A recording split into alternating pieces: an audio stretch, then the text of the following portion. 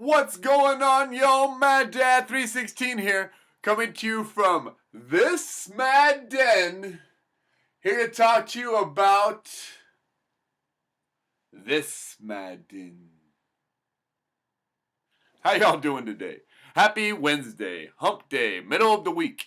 I hope your week has been going good. Mine, if I was gonna put it on a scale of 1 to 10, I'd say probably a 7. Not the best week of my life. Definitely a little bit better than average. So 7. Hopefully it can turn into an 8 or 9 by the end of this week. And I hope it does the same for you. Anyway, on to Madden. How's y'all's house rules going? If you guys are playing it right now. Hopefully you've gotten your 97 NAT card already, or you're in the process of doing it or plan on doing it today, if that's what you want to do. Again, I'm not participating, and I think I've talked about that yesterday as well. I played a couple more games, and it's fun. The games take a while. No one's wanting to quit because they don't want to redraft. I mean, it's so they do hang on when they're losing more than they would if they didn't have to redraft. I think, and again, I'm not a fan of not knowing my playbook and my players that well. I'm just I've gotten too used to that way of playing. A few years ago when I played Madden 15, I think it was when I started playing again. That's all I played was, because I had no idea of the concept of building a team, in Mud Squad or in Mud, in an Ultimate Team. So I would go and just play Draft Champions where you get, you never, it was called Draft Champions, I think, back then. You never got to, always got different players and you got tournaments and the only thing I wanted was, I didn't know what these players were there for, but I would get these cards and packs, and I would just, I didn't know what a binder was or anything. I just kind of got players. It was just fun. It was fun to play with different teams and different players. And I got pretty good at knowing all the playbooks back then. I knew if, I got this one, I could do this. I know that one, I could do that. So for those that play it a lot is what I'm trying to get to. I'm sure it's been a fun mode for them, and I'm not trying to take that away from you. But for me, my focus has since shifted to building a team, building schemes, getting some core plays, and really building my abilities around that. And that rug is pulled out from beneath you, in this week's house rules. And some people are saying, I keep a good eye on Twitter and, the chatter of the Madden community. Some people say, it's exposing those who hide behind their teams, or it's exposing skill. But again, it's just exposing familiarity. It's exposing your familiarity with either that mode or with a variety of playbooks. Whether it be you've played Madden for years and the playbooks don't change that much, but you've kept that in touch with a variety of playbooks, or you just have your same simple plays, which I saw a lot of, that you run over and over that's going to get you 3 yards or 4 yards each time, and all you needed was 5 for a first down. So hence the long game. So I don't really want to say. It exposes people. Don't feel bad if you're doing bad in this competition. Like I said, I did well. I did okay. And I probably could, if I had more time, I'm sure I could do it. I just don't feel the need for the reward. For the reward you get for it, it's not. One thing is a sense of not really fulfillment. If you don't get something you're looking forward to.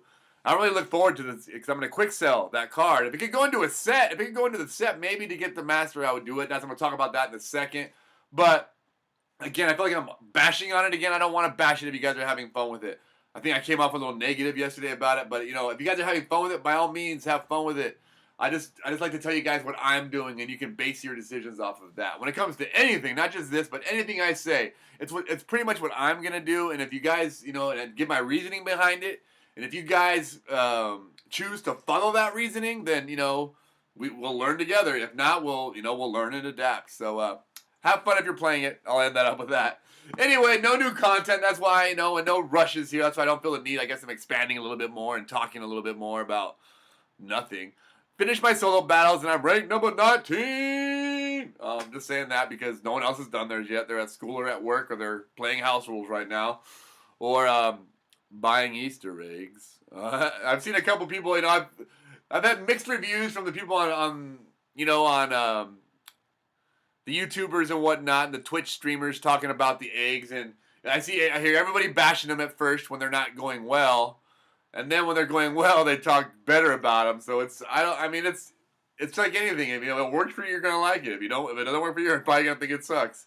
But it worked for me yesterday. Like I said, I haven't really done anything since with them. I think I'm pretty satisfied with knowing I'll have every tier 3 player and all but one tier 4 player, and chances are I'll probably be the one that I want, but I have 2 extra tier 4s. I can sell both of those and buy the extra player, I'm sure, with whatever currency that might be. Or if it's tier 4, rewards like a power-up pass or something to that level, that you can't sell. Though, I mean, I'm sure you can sell it because you're not gonna be stuck with things you can't sell. But if it's things like that, options, training packs, pick packs, because picks will probably go on for a week after Easter for the draft, or I'll just be quick selling that stuff anyway. So I'm happy with what I have. I think I've dipped my head in enough, and I saw actual CC. If you guys watch him, shout out to him. He's I watch him a lot. I agree with a lot of his methods. I disagree with some of them, but overall, in all, he seems like a really solid dude, and so shout out to him. Someone I definitely get a lot from. But anyway, I saw him earlier today. If you watch his video, talk about his luck. And he has, I think, like 15 or 16 tier 4 eggs. And he was just getting them one after one.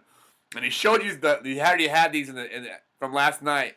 Just saying, don't think you're going to have his results from that video he had today and come up with all these magical eggs. Because if you have, a ton of coins you want to, play with, and that be how you're playing the game is, trying to, take chances and reroll and whatnot, then I understand that. But if you're trying to build your team and you have less than 1 million coins, don't put all your eggs in one basket.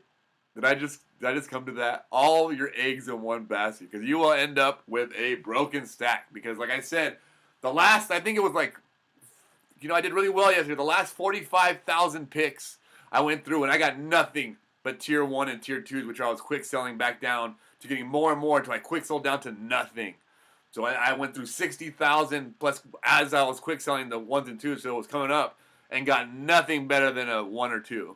So I'm saying, do not do that. I'm going to use some advice my dad gave me, way back when I used to loan money to my friends and get mad when they wouldn't pay me back. He would say, never loan money and expect to get it back. If you get it back, it's a bonus. But just pretend like you're just giving it away and it's gone. Because it isn't worth the grief and the pain you'll feel afterwards if you don't get back what you were expecting to get back. Same thing with these eggs. If you have, $1 million you want to just blow and spend, or like you're gambling in Vegas, don't plan on getting anything back. Plan you're going to blow it all and have fun, because it is fun. It is fun to go and buy eggs and, have some anticipation each time. That is fun, but it's going to cost you. So if you get things back, bam, it's a bonus. But if you don't, you can't be mad at it. That's all the best advice I can give on those eggs, guys. And in any type of reroll situation, don't plan on getting anything. Plan on having fun with the game. You're paying to have fun with that part of the game right there. Anyway, there's a method that actual CC said, and I think it will work on a couple different ways here that I want to show you guys. If you plan on getting this tie-dye master, or getting JJ or JJ Watt in general, definitely. One thing to think of is what he did is he went and bought all of these, and they're around. It might still be around 200K. A little bit higher, but it'll cost you anywhere between 8 and 850. 8 to 850 million dollars. $1,000,000. 850,000 coins. And then you'll get them all back. And you'll have the JJ Watt, which you can keep, sell, put in that tie-dyed set eventually.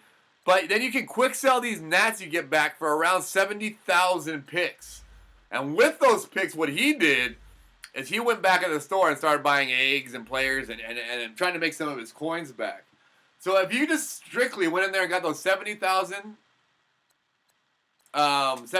picks back, you could essentially go in here and buy, maybe get an extra 2,000 picks somewhere, quick sell something, do some challenges.